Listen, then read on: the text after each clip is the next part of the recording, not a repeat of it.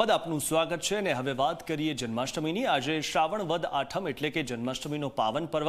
આજનો દિવસ એટલે કે જગતના નાથ ભગવાન વિષ્ણુના 8મા અવતાર અને પૂર્ણ પુરુષોત્તમ તરીકે ઓળખાતા ભગવાન શ્રી કૃષ્ણનો જન્મોત્સવ। લાલાને લાડ લડાવવા માટે દેશભરના મંદિરો અને દેવસ્થાનોમાં વહેલી સવારથી જ ભક્તોની ભીડ જોવા મળી રહી છે। તે પછી મથુરા હોય કે વૃંદાવન, ગોકુળ હોય કે દ્વારકા, તમામ દેવસ્થાનો પર આજે ભગવાન શ્રી કૃષ્ણના જયઘોષ સાથે ભક્તો કાળિયા ઠાકોરના દર્શનાર્થે પહોંચ્યા છે। ભગવાનને ભાવતા ભોજન કરાવવા માટે શ્રેષ્ઠમાં શ્રેષ્ઠ મીઠાઈઓ અર્પણ કરાઈ રહી છે। તો બીજી તરફ સોના ચાંદીના આભૂષણો અને રંગબેરંગી વાઘાથી ભગવાનને તૈયાર કરાઈ રહ્યા છે। ત્યારે જગતના નાથના પૃથ્વી પરના અવતરણ દિવસને દેશભરમાં ઉજવવામાં આવી રહ્યો છે। તો આજે છે જન્માષ્ટમીનો દિવસ અને આજે સૌ કોઈના મનમાં એ લાડ લડાવવાનો આજનો દિવસ છે। ભગવાન શ્રી કૃષ્ણને લાડ લડાવવાનો દિવસ છે, કારણ કે આજે ભગવાન શ્રી કૃષ્ણનો જન્મોત્સવ છે।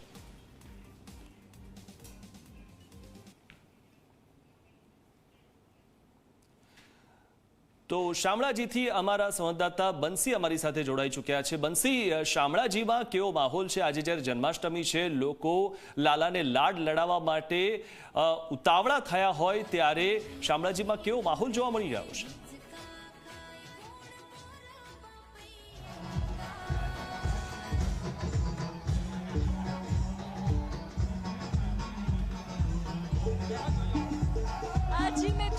हाल शोभा यात्रा भगवान ने निकली है। भगवान ने पालकी में विराजमान करी और मंदिर परिसर में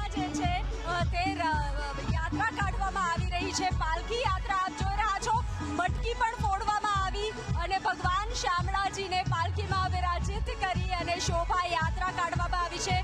भक्तो झूमी रह्या छे, अबील गुलाल कंकु उडावी रह्या छे और जय रणछोड़ माखण चोर जय शामळाजी शेठना नाद साथे पूरु मंदिर परिसर गुंजी उठ्યું છે। જય રણછોડ માખણ ચોર તેના પણ નાદ કરવામાં આવી રહ્યા છે અને આપ જોઈ રહ્યા છો અત્યારે શોભાયાત્રા મંદિર પરિસરમાં નીકળી રહી છે। ભગવાનને ભોજન કરાવ્યા બાદ ભગવાનને મંદિર પરિસરમાં જે છે તે મંદિર પરિસરમાં પાલખી યાત્રા કાઢવામાં આવી છે અને શોભાયાત્રામાં ભક્તો જી બંસી, જે રીતે લોકોનો ઉત્સાહ આપની પાછળ જે જોવા મળી રહ્યો છે, અગણિત ઉત્સાહ સાથે લોકો નાચી રહ્યા છે, ઝૂમી રહ્યા છે। આપ લોકોને પૂછો કે તેમનામાં કેટલો ઉત્સાહ છે આજે ભગવાનનો જ્યારે જન્મદિવસ છે ત્યારે?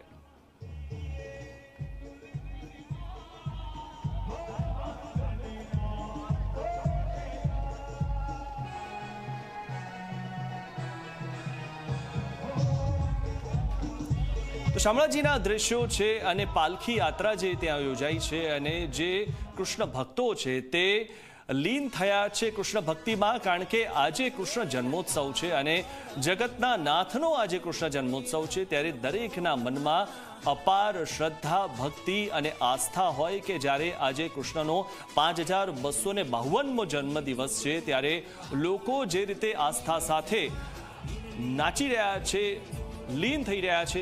જી બંસી, તો જે રીતે મિથુન આપ જોઈ રહ્યા છો મટકી ફોડ થઈ રહી છે। ભગવાન શ્રી કૃષ્ણ શામળિયા છે, રાધાના જે રાધા પ્રિય છે, જે રૂકમણી પ્રિય છે, સૌનો કૃષ્ણ, મીરાનો પણ કૃષ્ણ, રાધાનો પણ કૃષ્ણ અને રૂકમણીનો પણ કૃષ્ણ અને ભક્ત વત્સલ એવા શામળાજી જે છે તે મંદિરમાં અત્યારે હાલ મંદિર પરિસરમાં શોભાયાત્રા કાઢવામાં આવી રહી છે અને મંદિર પરિસરમાં યાત્રા નીકળી છે અને મટકી ફોડવામાં આવી છે।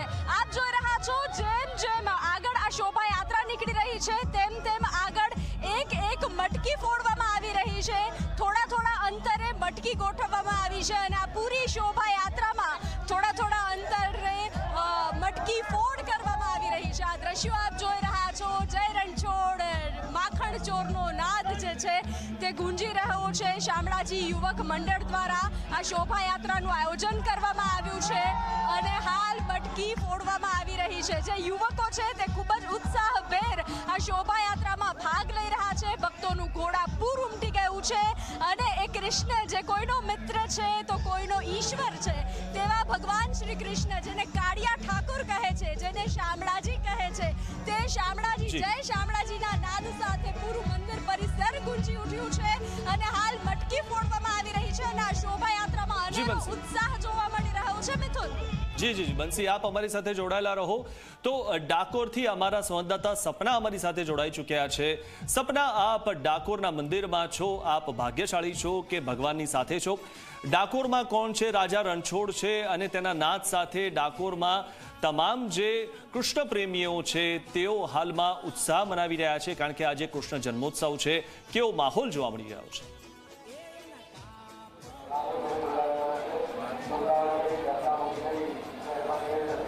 બિલકુલ મિથુન, આ જે માહોલ છે આખા વર્ષમાં એકવાર જોવા મળતો હોય છે. આપ જુઓ, અત્યારે જો કે ભગવાનને અંદર રાજભોગ ધરાવવામાં આવ્યો છે, એટલે હવે થોડીક જ વારમાં એટલે કે 12:30 વાગ્યાની આસપાસ ભગવાન પોઢી જશે. એટલે તમામ જે શ્રદ્ધાળુઓ છે કે જેઓ દૂર દૂરથી આવ્યા છે એમનો પ્રવેશ અત્યારે રોકવામાં આવ્યો છે અને ફરીવાર જ્યારે ભગવાન સૌ કોઈકને દર્શન આપશે. અને અત્યારે હાલ દ્રશ્યો જોઈ રહ્યા છો કે જન્માષ્ટમી હોય અને વરસાદ ન પડે એ તો કઈ રીતે શક્ય બને, તો એ જ માહોલ અત્યારે ડાકોરમાં જોવા મળી રહ્યો છે. આપ જુઓ કે સૌ શ્રદ્ધાળુઓ ભગવાન ક્યારે ભોજન ગ્રહણ કરીને ફરીથી તેમને આશીર્વાદ આપે એની રાહ જોઈ રહ્યા છે. અને બીજી તરફ જાણે ઇન્દ્રદેવ પણ પ્રસન્ન હોય ભગવાનના જન્મોત્સવને ઉપર, એ જ પ્રકારનો માહોલ અત્યારે જોવા મળી રહ્યો છે. અને તમામ જે શ્રદ્ધાળુઓ છે એવો પણ દૂર દૂરથી આવી રહ્યા છે. શ્રદ્ધાળુઓ સાથે પણ આપણે વાતચીત કરીશું, એમને પૂછીશું. પરિવાર સાથે આવ્યા છો? હા, અચ્છા, ક્યાંથી આવ્યા છો? અમે સુરતથી આવ્યા છે. ભગવાનનું ખૂબ સુંદર સ્વરૂપ, અને એમાં પણ કાનાજીની વાત હોય ત્યારે એવું થાય કે ભાઈ જોતા જ રહી જઈએ. અત્યારે આટલી દૂરથી તમે આવ્યા, ભગવાનને નિહાળ્યા, કેવી લાગણી? બહુ સરસ લાગ્યું છે કે અહીંયા આવ્યા છે અમે.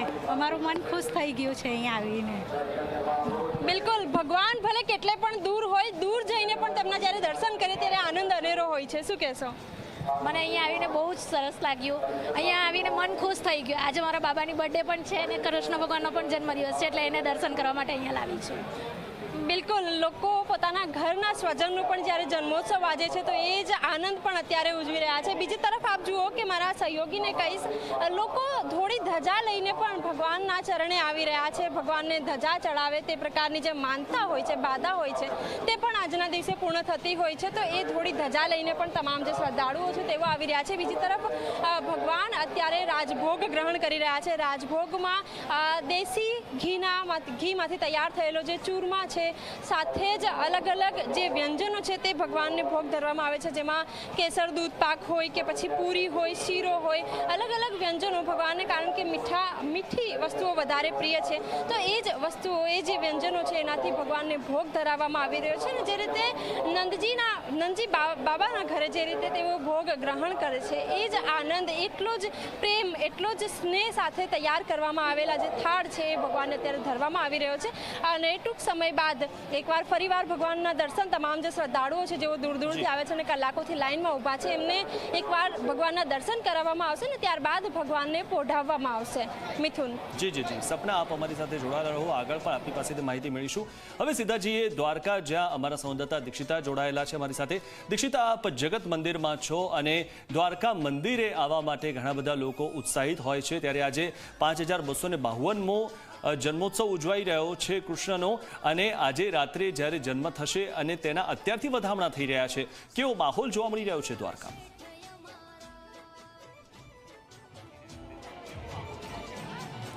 માહોલ ભક્તિમય અહીંયા જોવા મળી રહ્યો છે મિથુન, અને સવારથી ભક્તોની એટલી ભીડ અહીંયા છે કે ભગવાન દ્વારકાધીશની એક ઝલક જોવા માટે ભક્તો આતુર બન્યા છે, પડાપડી કરી રહ્યા છે. અને જગત મંદિરના આ દ્રશ્યો મેં આપણે બતાવી રહ્યા છે. તો અત્યારે ભગવાને રાજભોગ ધરાવવામાં આવી રહ્યો છે, અને રાજભોગ એ ગુગળી બ્રાહ્મણો દ્વારા તૈયાર કરવામાં આવ્યો છે. અને આ રાજભોગ એ દર વર્ષે અલગ અલગ જે બ્રાહ્મણો હોય છે તેમને સેવા આપતા હોય છે. અને આજે ભગવાન માટે રાજભોગમાં મિષ્ટાન તૈયાર કરવામાં આવ્યા છે. ત્યાર પછી શાક, દાળ, ભાત, રોટલી, પૂરી, એમ કરીને ભગવાનને મિષ્ટાન અત્યારે જમાડવામાં આવશે. અને એ રાજભોગ અત્યારે તૈયાર થઈને ભગવાનને ધરાવવામાં આવી રહ્યો છે. ત્યાર પછી ભગવાનની શયન આરતી થશે, એટલે ભગવાનને પોઢાડી દેવામાં આવશે. અને થોડીક જ વારમાં દર્શન મળશે લોકોને અને આરતી થશે. ને ત્યારબાદ આજે આપ મંદિરના દ્વાર જોઈ રહ્યા છો, અત્યારે લોકો માટે ખુલ્લા છે. લોકોને અહીંયાથી દર્શનનો લાભો મળી રહ્યો છે, અને લોકો અહીંયા આ મોક્ષ દ્વારથી બહાર આવી રહ્યા છે. એ દ્વાર થોડીક જ વારમાં બંધ થઈ જશે અને ત્યારબાદ ભગવાન પોઢી જશે. અને પછી સાંજે 5 વાગે આ દ્વાર છે ફરી એકવાર ભક્તો માટે ખુલ્લા મૂકવામાં આવશે. આ મંદિર